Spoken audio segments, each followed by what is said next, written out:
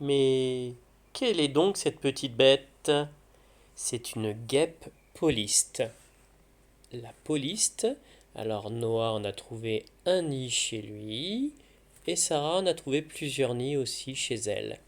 Cette petite guêpe, elle est assez courante. Ce n'est pas celle que vous connaissez le plus. C'est pas elle qui va venir vous embêter quand vous mangez une tranche de jambon ou une pastèque ou ce genre de choses. Parce qu'en fait, elle rentre rarement dans les maisons et elle n'est pas attirée par ce genre de choses. Et donc, elle est beaucoup moins dangereuse. Elle est beaucoup moins agressive aussi, surtout. Et donc, elle construit ses petits nids en papier à côté des maisons.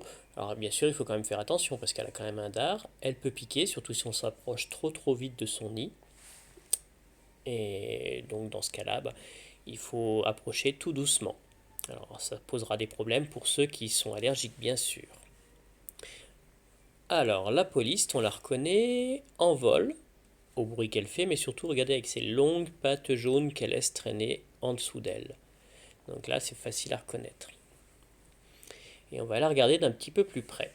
Donc vous voyez, par rapport à l'osmie, qui était une abeille qu'on a vu l'autre jour, je vous ai dit, hein, l'osmie, elle avait plein de poils sur l'abdomen, alors que là, vous voyez, la poliste, elle a pas de poils ou quasiment pas.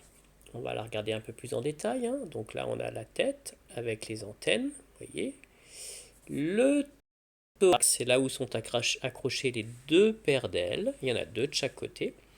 Et les trois paires de pattes, il y a un, deux, trois pattes, et il y en a trois autres de l'autre côté, donc ça fait six pattes comme tous les insectes.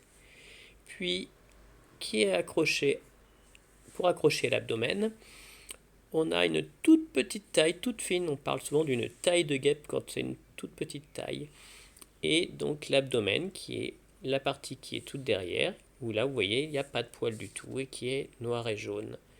Et quand il y a un aiguillon, il est tout au bout derrière, mais là c'est un mâle et lui, il n'a pas d'aiguillon. Ce sont seulement les femelles qui ont des aiguillons et qui peuvent éventuellement piquer. L'autre jour, l'osmie, elle faisait des nids en terre. La poliste, elle fait des nids en papier. Et pour faire le papier, elle va aller chercher des petites fibres de bois sur du vieux bois mort qu'elle récupère, vous voyez, là avec ses petites mandibules, hop, elle arrache des morceaux de bois. Et avec ça, elle les mâchouille et elle fabrique du papier pour faire ses alvéoles. Et dans ces petites alvéoles, elle va pondre des œufs et ces œufs vont se transformer en larves qu'elle va nourrir au fur et à mesure et qui vont devenir de plus en plus grosses pour devenir ensuite d'autres guêpes qui vont l'aider à continuer à entretenir le nid, à l'agrandir pendant toute la saison. Alors, dans la nature, souvent, la poliste, elle va accrocher son nid soit sur un caillou ou alors à une petite branche comme ici. C'est un nid très solide en fait, on dirait pas comme ça, c'est en papier mais c'est très solide. Et pour refroidir son nid quand il fait trop chaud, elle va souvent aller chercher des petites gouttes d'eau, vous voyez elle a une goutte d'eau entre ses mandibules ici, qu'elle va ramener à l'intérieur du nid pour le refroidir en battant des ailes.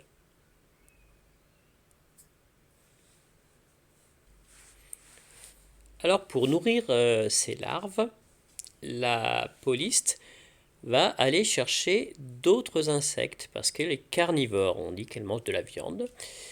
Alors que l'osmie, l'autre jour, vous avez vu, elle se nourrissait surtout de nectar et puis de pollen qu'elle donnait ensuite à manger à ses larves. Elle, pour donner à manger à ses larves, elle va donner des insectes. Et en particulier, elle adore les chenilles. Donc vous voyez là, elle est allée chercher une chenille qu'elle a attrapée. Ensuite, avec ça, elle va faire une petite bouillie qu'elle va donner à manger à ses larves. Mais de temps en temps aussi, elle peut aller chercher un petit peu de nectar, en particulier le mâle, là, vous voyez, qui est en train de chercher du nectar sur les fleurs.